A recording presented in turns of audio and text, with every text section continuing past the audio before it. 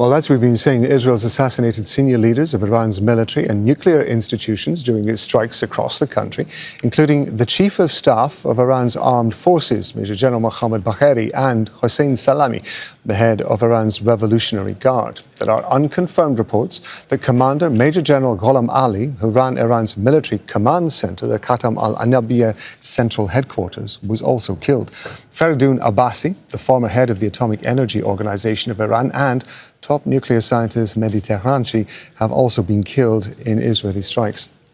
Al Jazeera's correspondent Dorsa is joining us here in the studio. She spent a lot of time in Iran. The names that we've got here at first glance seem to be very significant. Talk to us about what kind of impact that is likely to have in terms of the military structure within Iran, but obviously also nuclear research and the nuclear program. Well, certainly, Rob, these are the top commanders, the top people that have been in power in Iran for many, many years.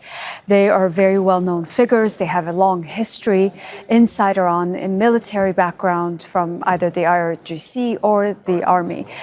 So their assassination is a very alarming development. So it means that Israel is not just targeting nuclear facilities, but also top military commanders, as well as nuclear scientists that used to be active in Iran's nuclear program. For example, Fereydoun Abbasi, he survived an assassination attempt in 2010.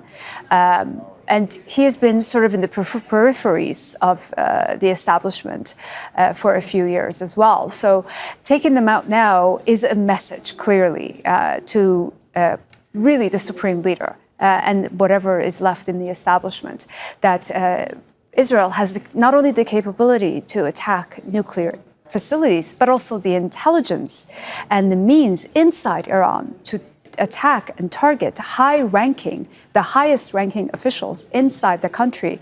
Mohammad Bagheri is the second in command of the entire country's forces, both the army and the Revolutionary Guard. Hossein Salami was somebody who was always heavily guarded. So for him to die in this kind of specific attack means Israel has had people on the ground inside Tehran that have been working towards these clandestine operations for a long time.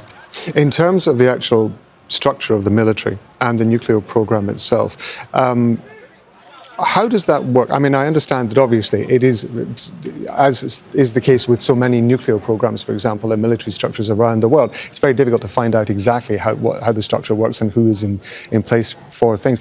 But to what extent would this have an impact in terms of the military capability of Iran, for example, or the continuation of its nuclear program? Look, in the broader picture, it's not going to have any direct impact. It's actually going to make things much more advanced for Iran. It's going to give them incentive to continue, and not only continue, but advance their program and their capabilities.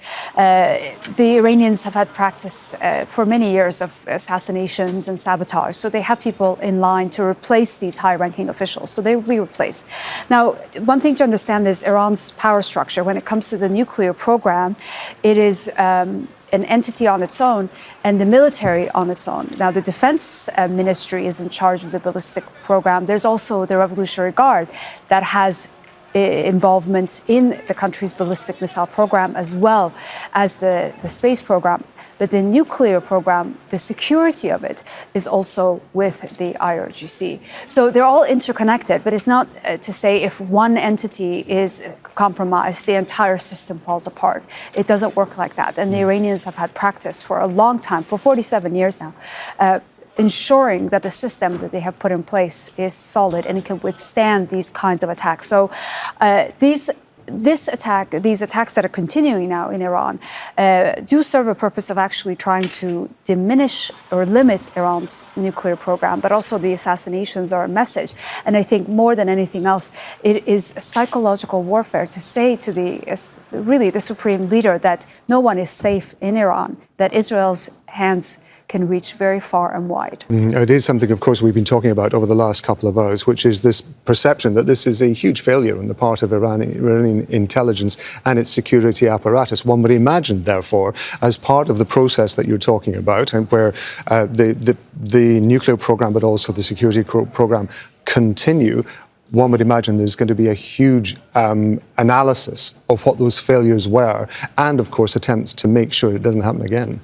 Absolutely. I think it's going to be at the top of the agenda. And the Supreme Leader, Ali Khamenei, after Ismail Haniyeh was assassinated in Tehran while he was visiting for the inauguration of President Masoud Pezeshkian, he was the first person to say we have to make sure that this kind of security breach doesn't happen again. And what we've seen today just reiterates that, because this is a security breach at the highest level inside the country. And it's certainly going to be very alarming for the establishment to try and figure out how to prevent this from happening. Dorsa, thank you very much indeed. Dorsa Jabbari, Al Jazeera correspondent. Make sure to subscribe to our channel to get the latest news from Al Jazeera.